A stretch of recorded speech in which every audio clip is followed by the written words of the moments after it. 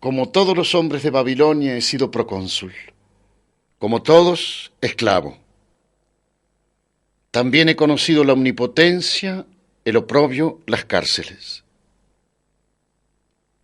Miren, a mi mano derecha le falta el índice. Miren, por este desgarrón de la capa se ve en mi estómago un tatuaje bermejo. Es el segundo símbolo, Beth.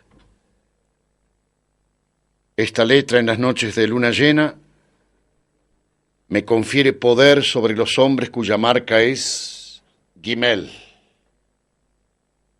pero me subordina a los de Aleph, que en las noches sin luna deben obediencia a los Gimel. En el crepúsculo del alba, en un sótano, he yugulado ante una piedra negra toros sagrados. Durante un año de la luna he sido declarado invisible. Gritaba y no me respondían. Robaba el pan y no me decapitaban. He conocido lo que ignoran los griegos, la incertidumbre. En una cámara de bronce, ante el pañuelo silencioso del estrangulador, la esperanza me ha sido fiel. En el río de los deleites, el pánico. Heráclides Póntico refiere con admiración que Pitágoras recordaba haber sido Pirro, y antes Euforbo, y antes algún otro mortal. Para recordar vicisitudes análogas yo no preciso recurrir a la muerte, ni aún a la impostura. Debo esa variedad casi atroz a una institución que otras repúblicas ignoran o que obra en ellas de modo imperfecto y secreto: la lotería. No he indagado su historia, sé que los magos no logran ponerse de acuerdo. Sé de sus poderosos propósitos lo que puede saber de la luna el hombre no versado en astrología. Soy de un país vertiginoso, donde la lotería es parte principal de la realidad. Hasta el día de hoy he pensado tan poco en ella como en la conducta de los dioses indescifrables o de mi corazón. Ahora, lejos de Babilonia y de sus queridas costumbres, pienso con algún asombro en la lotería y en las conjeturas blasfemas que en el crepúsculo murmuran los hombres velados. Mi padre refería que antiguamente, cuestión de siglos, de años, la lotería en Babilonia era un juego de carácter plebeyo. Refería, ignoro si con verdad, que los barberos despachaban por monedas de cobre rectángulos de hueso o de pergamino adornados de símbolos. En pleno día se verificaba un sorteo. Los agraciados recibían, sin otra corroboración del azar, monedas acuñadas de plata. El procedimiento era elemental, como ven ustedes. Naturalmente, esas loterías fracasaron. Su virtud moral era nula. No se dirigían a todas las facultades del hombre, únicamente a su esperanza. Ante la indiferencia pública, los mercaderes que fundaron esas loterías venales comenzaron a perder dinero. Alguien ensayó una reforma, la interpolación de unas pocas suertes adversas en el censo de números favorables.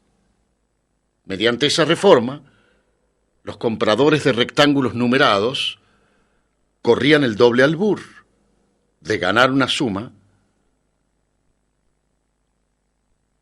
si el número era favorable, y de pagar una multa a veces cuantiosa, si el número le resultaba adverso. Es decir, se ganaba y se perdía en esta lotería. Ese leve peligro, por cada 30 números favorables había un número aciago, despertó, como es natural, el interés del público. Los babilonios se entregaron al juego.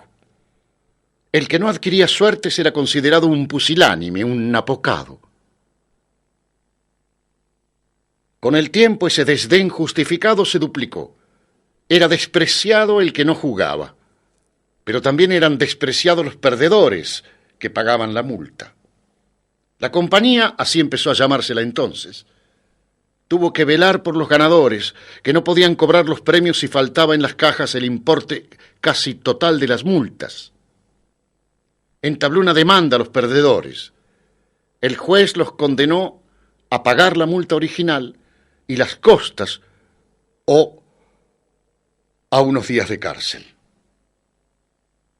Todos optaron por la cárcel para defraudar a la compañía. De esa bravata de unos pocos nace el todo poder de la compañía, su valor eclesiástico, metafísico. Poco después, los informes de los sorteos omitieron las enumeraciones de multas y se limitaron a publicar los días de prisión que designaba a cada número adverso. Si ganabas, ganabas guita. Si perdías, si te tocaba el número adverso, a la cárcel. Tantos días de cárcel. Ese laconismo casi inadvertido en su tiempo fue de importancia capital. Fue la primera aparición en la lotería de elementos no pecuniarios. El éxito fue grande. Instada por los jugadores, la compañía se vio precisada a aumentar los números adversos. Nadie ignoraba que el pueblo de Babilonia es muy devoto de la lógica y aún de la simetría. Era incoherente que los números faustos se computaran en redondas monedas y los infaustos en días y noches de cárcel. Algunos moralistas razonaron que la posesión de monedas no siempre determina la felicidad y que otras formas de la dicha son quizá más directas. Otra inquietud cundía en los barrios bajos. Los miembros del colegio sacerdotal multiplicaban las puestas y gozaban de todas las vicisitudes del terror y de la esperanza. Los pobres, con envidia razonable e inevitable, se sabían excluidos de ese vaivén notoriamente delicioso.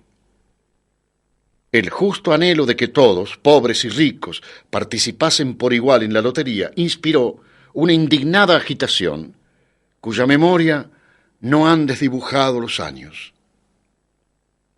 Algunos obstinados no comprendieron o simularon no comprender que se trataba de un orden nuevo, de una etapa histórica necesaria. Un esclavo robó un billete carmesí, que en el sorteo lo hizo acreedor a que le quemaran la lengua. El código fijaba esa misma pena para el que robaba un billete. Algunos babilonios argumentaban que merecía el hierro candente en su calidad de ladrón. Otros magnánimos que el verdugo debía aplicárselo porque así lo había determinado el azar. Hubo disturbios, hubo efusiones lamentables de sangre, pero la gente babilónica impuso finalmente su voluntad contra la oposición de los ricos. El pueblo consiguió con plenitud sus fines generosos. En primer término, logró que la compañía aceptara la suma del poder público. Esa unificación era necesaria dada la vastedad y complejidad de las nuevas operaciones. En segundo término, logró que la lotería fuera secreta. gratuita y general. Quedó abolida la venta mercenaria de suertes. Ya iniciado en los misterios de Bell, todo hombre libre automáticamente participaba en los sorteos sagrados que se efectuaban en los laberintos del dios cada 60 noches y que determinaban su destino hasta el otro ejercicio. Las consecuencias eran incalculables. Una jugada feliz podía motivar su elevación al concilio de magos o la prisión de un enemigo notorio o íntimo, o al encontrar en la pacífica tiniebla del cuarto la mujer que empieza a inquietarnos o que no esperábamos rever.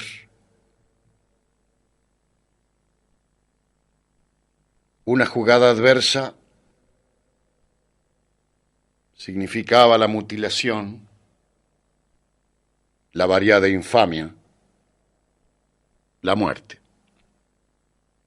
A veces un solo hecho, el tabernario asesinato de C, la apoteosis misteriosa de B, era la solución genial de 30 o 40 sorteos. Combinar las jugadas era difícil, pero hay que recordar que los individuos de la compañía eran y son todopoderosos y astutos. En muchos casos, el conocimiento de que ciertas felicidades eran simple fábrica del azar hubiera minorado su virtud. Para eludir ese inconveniente, los agentes de la compañía usaban de las sugestiones y de la magia. Sus pasos, sus manejos eran secretos. Para indagar las íntimas esperanzas y los íntimos terrores de cada cual, disponían de astrólogos y de espías. Había ciertos leones de piedra, había una letrina sagrada llamada Kapka, había unas grietas en un polvoriento acueducto que, según opinión general, daban a la compañía. Las personas malignas o benévolas depositaban delaciones en esos sitios. Manuela, si no, lo que no le gusta a Manula es tal cosa. A Lichibotazo no le gusta. Un archivo alfabético recogía esas noticias de variable veracidad. Increíblemente no faltaron murmuraciones. La compañía, con su discreción habitual, no replicó directamente. Prefirió borrajear en los escombros de una fábrica de caretas, un argumento breve que ahora figura en las escrituras sagradas. Esta pieza doctrinal observaba que la lotería es una interpolación del azar en el orden del mundo y que aceptar errores no es contradecir el azar, es corroborarlo. Observaba asimismo que esos leones y ese recipiente sagrado, aunque no desautorizados por la compañía, que no renunciaba al derecho de consultarlos, funcionaban sin garantía oficial. Esa declaración apaciguó las inquietudes públicas. También produjo otros efectos, acaso no previstos por el autor. Modificó hondamente el espíritu y las operaciones de la compañía. Poco tiempo me queda. Nos avisan que la nave está por zarpar, pero trataré de explicarlo. Por inverosímil que sea, nadie había ensayado hasta entonces una teoría general de los juegos. El babilonio no es especulativo. Acata los dictámenes del azar, les entrega su vida, su esperanza, su terror pánico, pero no se le ocurre investigar sus leyes laberínticas ni las esferas giratorias que lo revelan. Sin embargo, la declaración oficiosa que he mencionado inspiró muchas discusiones de carácter jurídico-matemático. De alguna de ellas nació la conjetura siguiente: si la lotería es una intensificación del azar, una periódica infusión del caos en el cosmos, ¿no convendría que el azar interviniera en todas las etapas del sorteo y no en una sola? ¿No es irrisorio que el azar dicte la muerte de alguien y que las circunstancias de esa muerte, la reserva, la publicidad, el plazo de una hora o de un siglo, no estén sujetas al azar? Esos escrúpulos tan justos provocaron al fin una considerable reforma, cuyas complejidades, agravadas por un ejercicio de siglos, no entienden sino algunos especialistas, pero que intentaré resumir siquiera de modo simbólico. Imaginemos un primer sorteo que dicta la muerte de un hombre. Para su cumplimiento se procede a un otro sorteo que propone, digamos, 9 ejecutores posibles. De esos ejecutores, 4 pueden iniciar un tercer sorteo que dirá el nombre del verdugo. 2 pueden reemplazar la orden adversa por una orden feliz, el encuentro de un tesoro, digamos. Otro exacerbará la muerte, es decir, la hará infame o la enriquecerá de torturas. Otros pueden negarse a cumplirla. Tal es el esquema simbólico. En realidad el número de sorteos es infinito. Ninguna decisión es final. Todas se ramifican en otras. Los ignorantes suponen que infinitos sorteos requieren un tiempo infinito. En realidad basta que el tiempo sea infinitamente subdividible, como lo enseña la famosa parábola del certamen de la tortuga.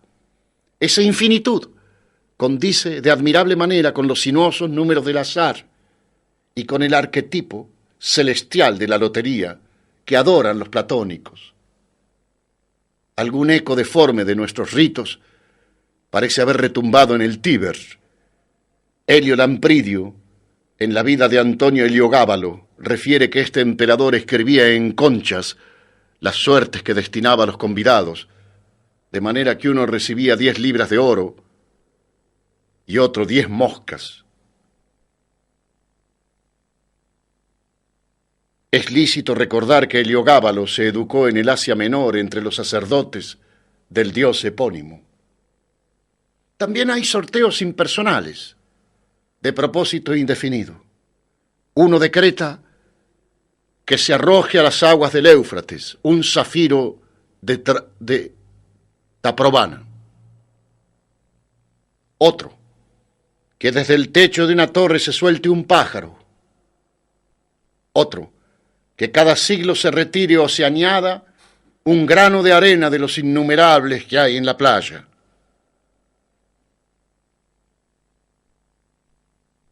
Las consecuencias son a veces terribles. Bajo el influjo bienhechor de la compañía, nuestras costumbres están saturadas de azar. El comprador de una docena de ánforas de vino damasceno no se maravillará si una de ellas encierra un talismán o una víbora. El escribano que redacta un contrato no deja casi nunca de introducir algún dato erróneo. Yo mismo, en esta apresurada declaración, he falseado algún esplendor, alguna atrocidad. Quizá también alguna misteriosa monotonía.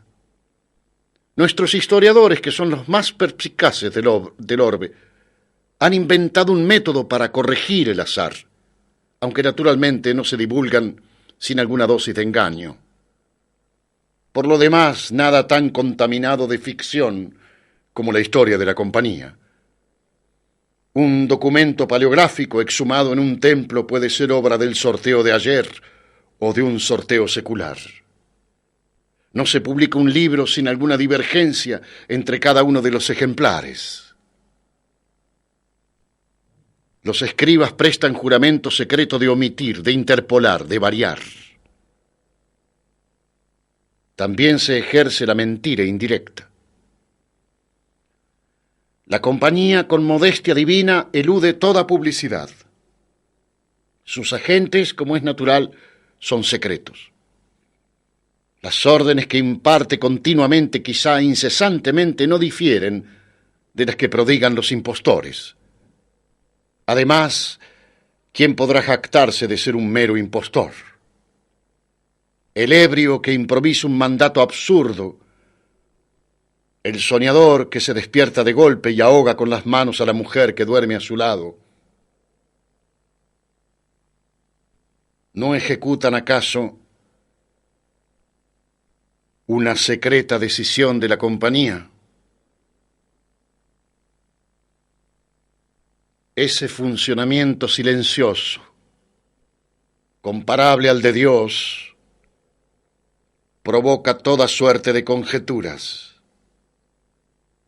Alguna abominablemente insinúa que hace ya siglos que no existe la compañía y que el sacro desorden de nuestras vidas es puramente hereditario, tradicional.